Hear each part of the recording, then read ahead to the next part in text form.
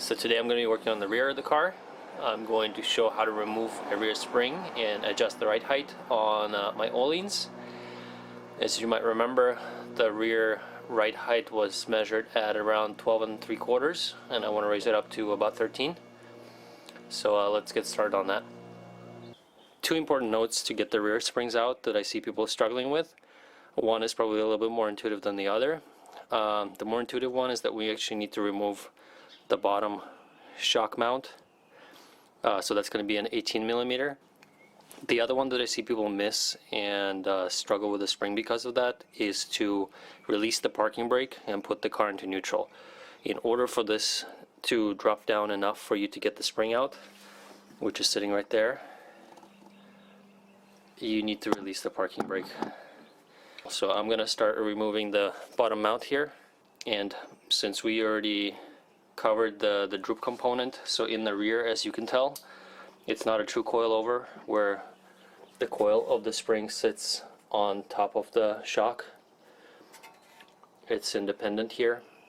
So the droop component is actually controlled by the shock itself. So you will see that once I remove the bottom mount bolt, this thing will actually drop down a little bit more. So the droop here is controlled by the extension that the shock piston and the shock body allow for to travel.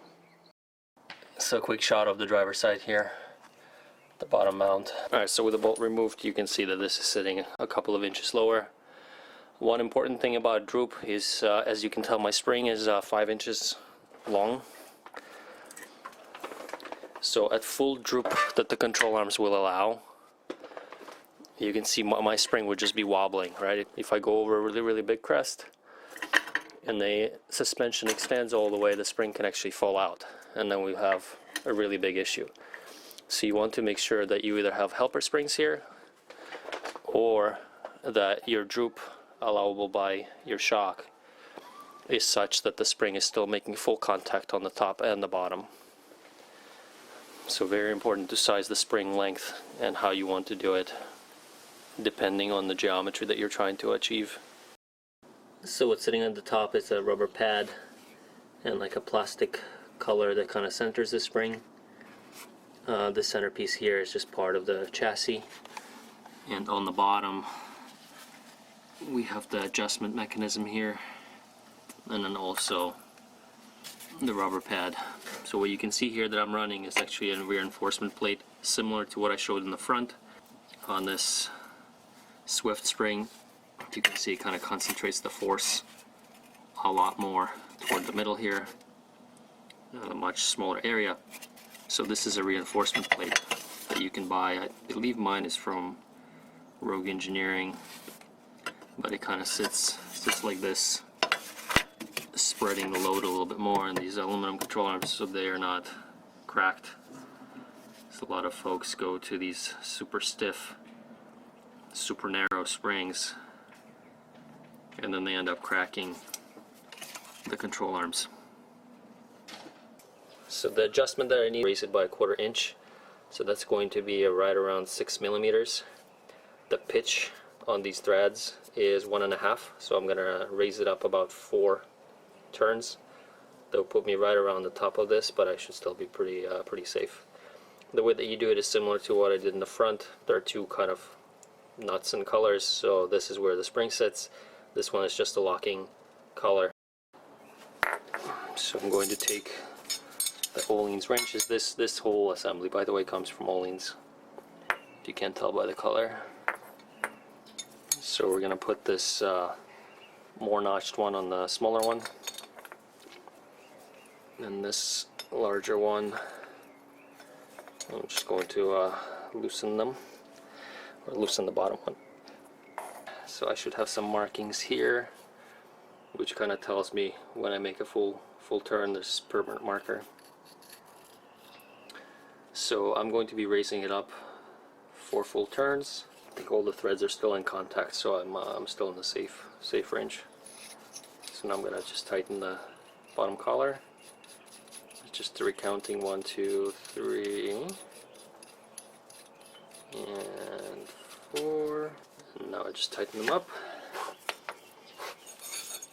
So the bottom collar is going to be going to the right this time, and the top one's going to be going to the left.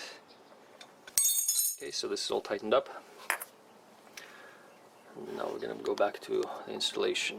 So I'm going to put this adjusting collar back on top. There's then a plastic collar that goes on top on which the spring sits. There's a corresponding one as we saw on the top there. And then I'm going to put the spring on. And then what do we do after this? Well, this is kind of the pain in the butt part a little bit. You have to use a jack under the control arm to jack it up for two reasons. One is to seat the spring on the top, and the other is to line up the hole through which the bolt will actually go through for the Ohlins into the control arm here, into the bolt hole. Not a huge deal. So similar to the note I made on the front passenger side, the light level switch here, if you're going to be dropping control arms or removing control arms, I would suggest you disconnect this thing, just so that you don't crack the plastic arm here. It's a 10 mil here, it's a 10 mil on the bracket here that you can remove. The way that it looks like from the wheel side, this is what it looks like from the wheel. And this is where the sensor connects, and then it sits right there. So at full droop here, there's no problem. It is kind of fully extended, but you're not really putting pressure on that arm. But if you're going to be removing anything here, don't forget about it, because that's going to be not a fun time. So to put it all back together, it's a little bit of a balancing act. You can see I have a jack under the lower control arm that I'm using to make sure that the spring seats properly, and then I line up the hole where the bolt would go through. So this is checking up under the lower control arm. So right now I'm not even compressing the spring, I'm just literally raising up the weight of all of the control arms and trailing arm. Spring is still movable a little bit here. Now the spring's making contact, so the spring's not going to come off. Now I got to raise it up enough for the bolt hole to line up. Alright. So I got the bolt in. The spring is seated. One thing I forgot to mention actually, to take out the spring. If you are on stock springs, which are a little bit longer, some folks actually use a crowbar to push the control arm down. One other quick note on the Ohlins, in case your bolt falls out, there are these well, they're not washers, they're just like color inserts. You can see the silver thing. So if that falls off, make sure that you find it and you insert it in before the bolt goes in. So torquing that bolt to spec is actually recommended at the car's equilibrium ride height. I don't have any ramps to do that on, so the way that I do it is I actually get the jack under the lower control arm. I get it to the approximate ride height that I'm targeting, and then I torque it down. This is just to avoid any preload on the rubber bushing, and that bushing is going to be 74 foot-pounds. So I'm targeting right around 13 ride height, and that's where I am right now, so I'm going to torque it down. And you might have to play around with the extensions and the socket sizes that you use. I mean, it is an 18mm, but at the appropriate ride height, there's a little bit of a clearance issue with the exhaust pipe with the section 2 here. So just a note, at full droop I was able to use an extension. So once you're done with the springs and torquing up the bolt, make sure you don't forget to apply the parking brake and put the car in gear before lowering. So I'm going to get the car back on the ground, run around the block just to have the suspension settle and recheck the ride height. And then if everything checks out, I'm going to have to get in alignment, because adjusting ride height does change camber and toe. So we'll see where we settle.